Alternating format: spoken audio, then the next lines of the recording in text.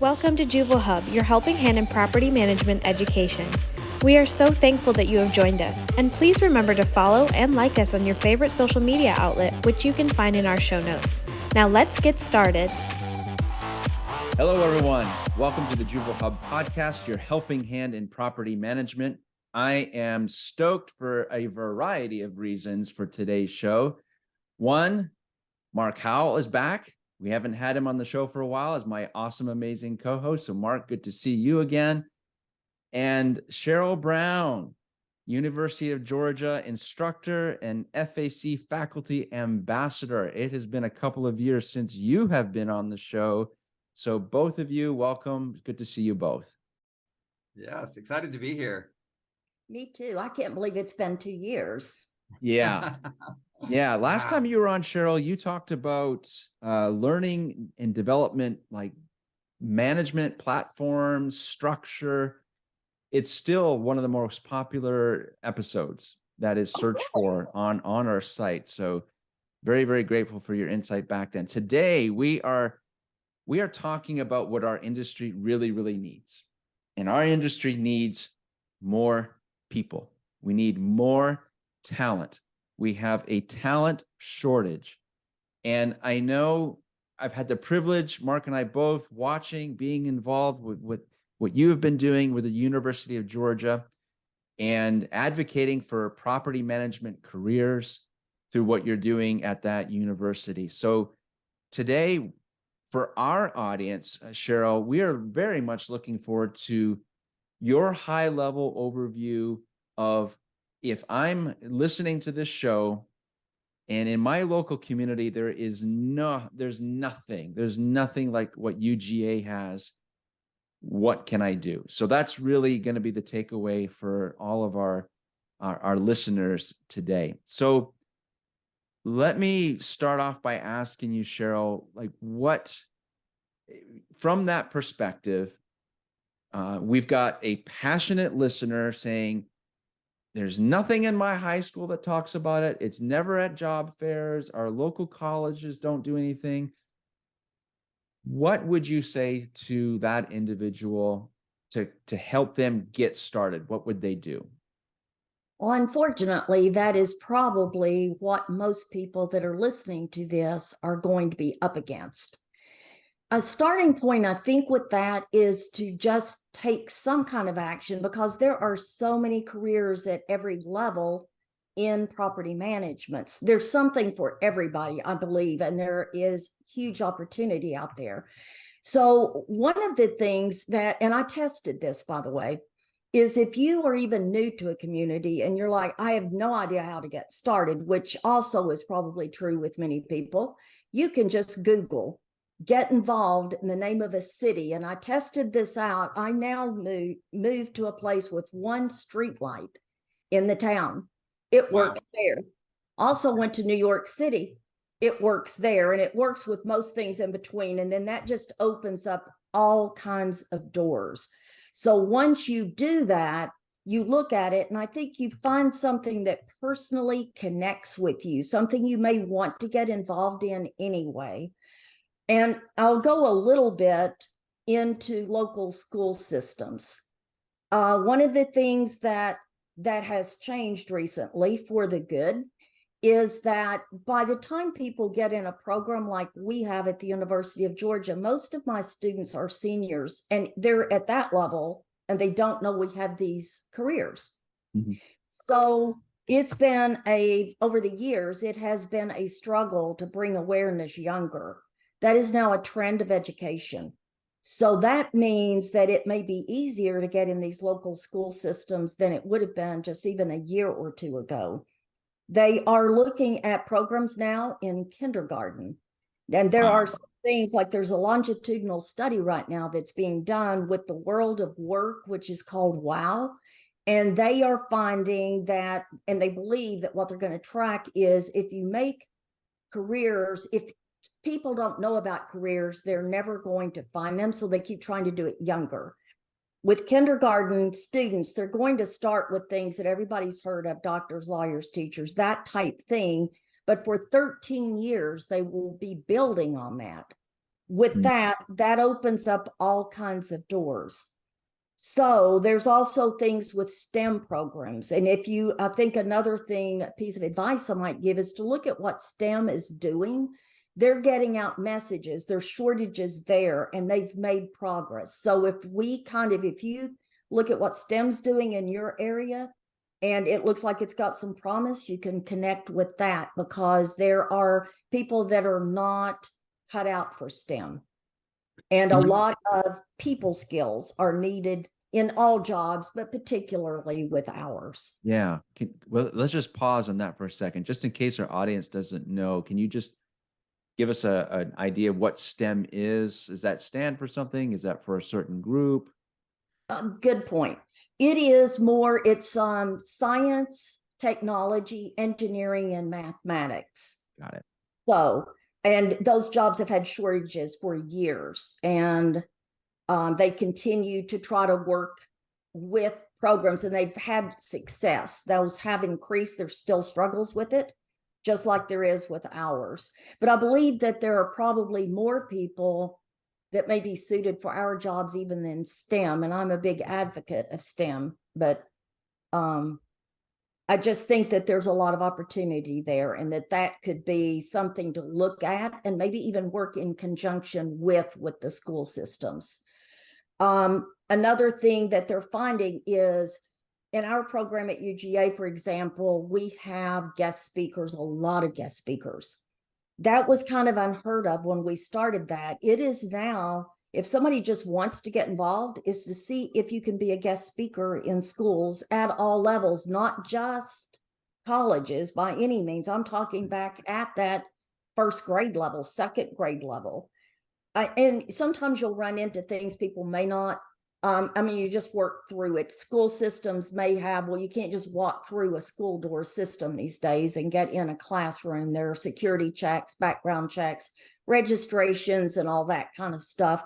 Right. But when you ask, my experience has been, and I have been able to do that, is I've never been blocked from it. It's just being patient and working through and asking questions about what to do.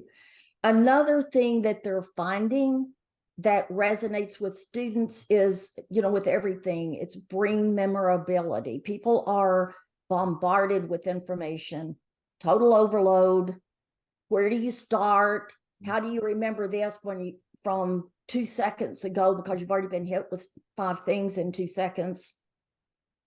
So where they're saying that is, if you can get into these schoolrooms, or when you do, is make it as tangible as you can, because that connects with students.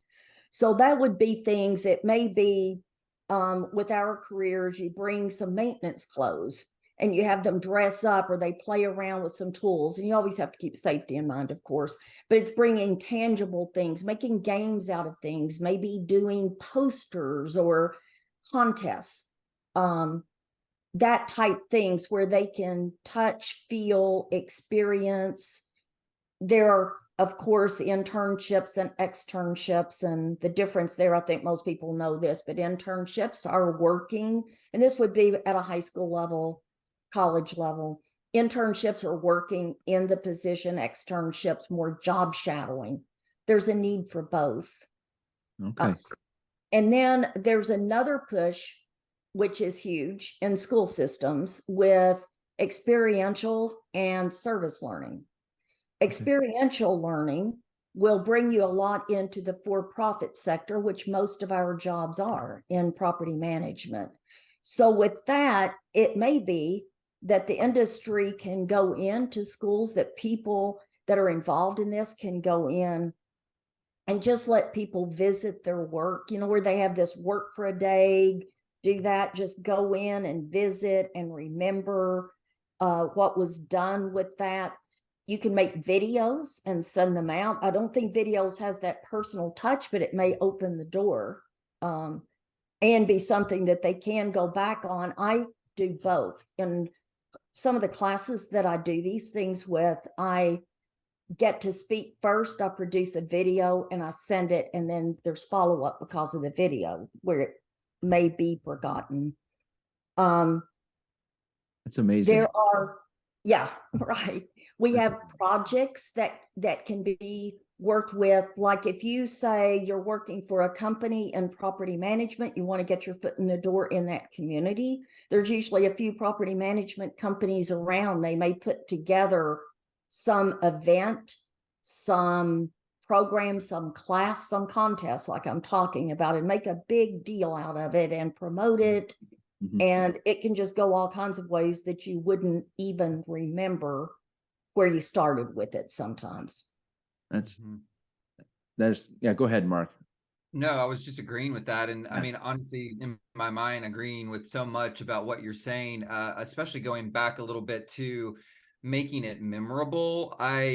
That's what I remember about my first initial introduction to this industry was how fun this looked. And it wasn't in a school or education environment. It was me looking for an apartment and being introduced to someone that made this job seem really fun at the same time making a living. And I had no idea then that there were so many paths or pathways to in this industry. It isn't just about leasing apartments or, fixing things on the property or picking up trash. The pathway that is kind of unknown to a lot of people is it's not just one thing. My career has grown for 26 years and it has taken me all over this industry, even into the vendor side, the sales side of things, which I thoroughly loved. That opened up so many doors.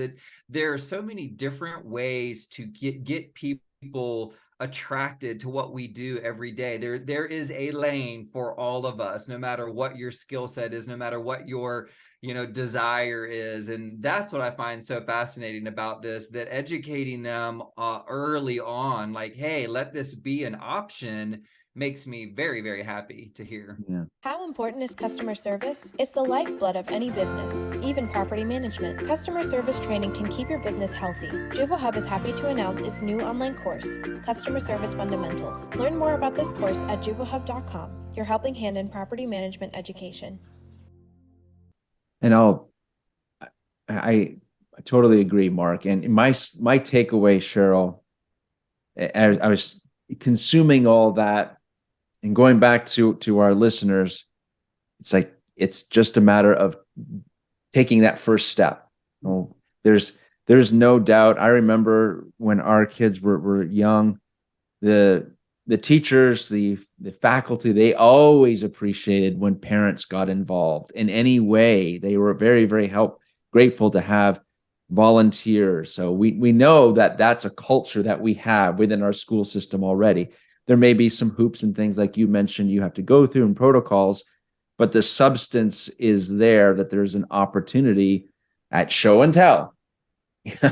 here's my mom, here's my dad, property manager or maintenance supervisor, whatever the case may be. And it can be as simple as that to help really get our local community aware of property management. So let's talk about a couple of other things, Cheryl. Like when we were doing our pre-call, you had mentioned in your notes social media. So where does that come into play in creating awareness for property management careers?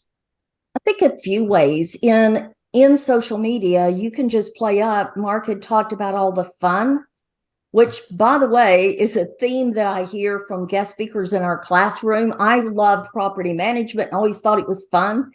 But I've been surprised at how many people, when they get into the classroom, they talk about how some friend got into the business and they didn't know anything about it, and this person loved their job.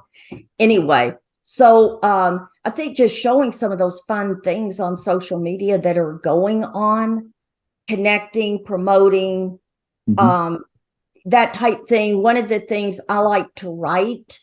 So I am asked a lot of times to maybe write for like blogs or something like that, but a lot of people out there might be able to do that too.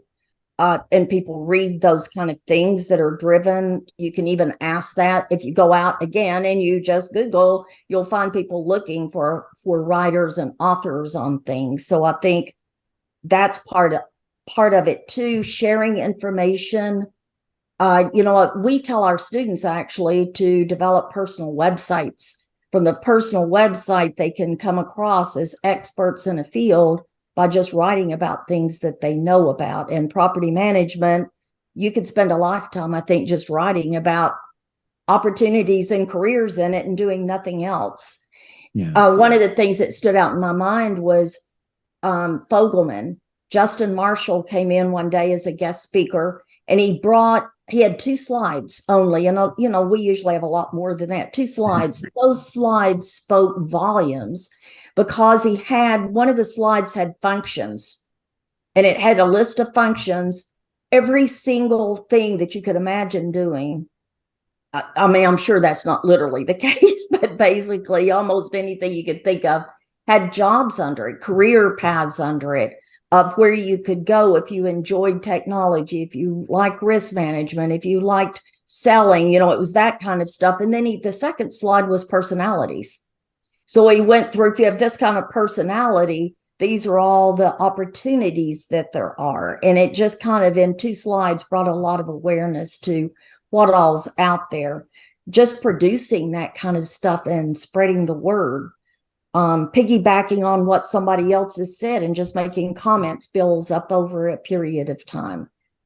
And as you all know, our industry is very supportive of each other too. You'll have people that look like they're competitors on the surface, and they're working together for each other's good. Yeah. Yeah. I love it. I love it. That's good. Very good tips. Yeah. The power of social media. There's so much positive opportunities. And that may be some things that, I mean, as you were saying, Sherle, I never really gave thought to it, like the impact that can have. I've been writing blogs for, I don't know how many years now. And it made me think back to those days when I was writing a personal blog and the impact it had on my community, just me sharing my thoughts. So what a great tip that is. So getting involved with the local school levels and then taking it upon oneself to use what you do to share it with your local community using social media and blogging. In general, once these things, okay, so let's just, to kind of wrap up this topic, wrap up the show, because we want our audience to be able to walk away with, okay, here's what I can do. I can do that. I know the teachers, I know the faculty, I know the administration. I've got a good social network, or I can build on that. What would be another, like once that foot is in the door, so to speak, in order for it to be sustainable, anything else that you could share that would help our audience to be successful? Well, I think like everything else, you've got to follow up and I think show appreciation to the people that are letting you be involved. I remember Debbie Phillips gave me, for a part of my stationery, cards. And I thought, I don't have time to write all these cards. I write these cards all the time, just personal thank you things and that follow up. And, one thing just leads to another. When I was talking about community events, I've seen things where you end up doing something just to help somebody else out. And it turns out it helps you out. Like tabling. We recently were involved in Financial Literacy Week. We ended up with a table to help people navigate leases and some of that complicated stuff that we're going out maybe to live in an apartment for the first time. It ends up we're passing out cards for jobs in property management. So there's all kinds of opportunities like that. So I would say have some little cards made up and put something on the cards about careers, and then it opens up doors for conversations, and it's like a domino effect. It just keeps going. Love it. Love it. Yeah. What do you think, Mark? Listen, I love all of it. And one of you, Miss Sherle, it might have been you or Jonathan, maybe you said this about the community. we do take care of each other in this industry. It's not just when we talk about a community managing a community, it's the asset that we're managing, the apartment community, right? But our industry is a community in itself. No, Sherle, you had said this. We do take care of each other when we need help looking for new opportunities, or even when I wanted to venture over into the vendor side, I spoke with my friends that had already been there, like, show me the path, tell me, give me some tips, give me some advice. And so I have loved this industry because of that. We always make ourselves available to help one another and to make sure that there's enough of the pie for us all to get a piece of it and to stay successful. And I've made a career of 26 years in this business and have loved not every minute of it, but most of them. It can be challenging, but it has been very rewarding. So I love that. If I was going to say to anyone, like, reach out to people, that my advice is to talk, ask questions I know a lot of communities will go to those fair days. I don't know what it's called, at a college, where they're looking for someone to come and live on the property, but they should also be encouraging that interest of join our industry. So many places that I've worked, I know we always tried to go in to the colleges and try to recruit them to come be our residents, but why not go ahead and start plugging that sort of initiative of, look, you might want to really consider a career in this business as well. To me, I've been accused of asking really inappropriate questions in my life, but I tell people when they say that, they're like, Mark, you ask way too many questions and really inappropriate questions. And I'm like, but how am I ever going to know anything if I'm not allowed to ask the questions, right? So it has not stopped me. But my suggestion is just ask people around you, ask for the help, ask for the guidance. We in this industry will lead you to it. Yeah. Totally agree. Yeah. That's awesome. Great show, guys. And I want our audience to really appreciate that don't look at this as a giant mountain to climb. Just take it one step at a time. One action is better than zero action. So even just that one action, pat yourself on the back that you've done your part to create awareness for our industry, because we need it. We need the talent. Our industry's changing. We need young people to be aware of it. So Sherle, thank you. I know you and I, Mark, we could probably talk for 2 or 3 hours on the level of your commitment to creating awareness at University of Georgia. So thank you so much for being on the show and just highlighting our key points. Get involved with the local schools. Do what you can to educate your network, whether it's through social blogs, and show appreciation. Do whatever those little things are to help keep that momentum going, and in order for you to get called back to keep the education about our industry growing. So thank you so much. Sherle, how can people get in touch with you? I'd love it if you would connect with me on LinkedIn. And my name, Sherle, is a weird spelling. The last name Brown, like the color. And my email is Sherle, Sherle.brown@uga.edu. Go Dogs. Go Dogs. Yeah. I couldn't resist it. You got it's right. Yeah. Live it. That's fantastic. Mark Howell, Howell Creative Concepts. How can people connect with you, my friend? Absolutely. LinkedIn, Mark Howell, Howell. My company name is Howell Creative Concepts, which is spelled a little differently, HOWL. But you can reach me either on my website, howellcreativeconcepts.com, or on LinkedIn. I would love to talk more about this. If you have an interest in this industry, please don't hesitate to reach out. Absolutely. Very good. Thank you, Mark. Thank you, Sherle. My name is Jonathan Saar, your host of the Juvo Hub podcast. Until next time, class dismissed. Take care, everyone. Bye, guys.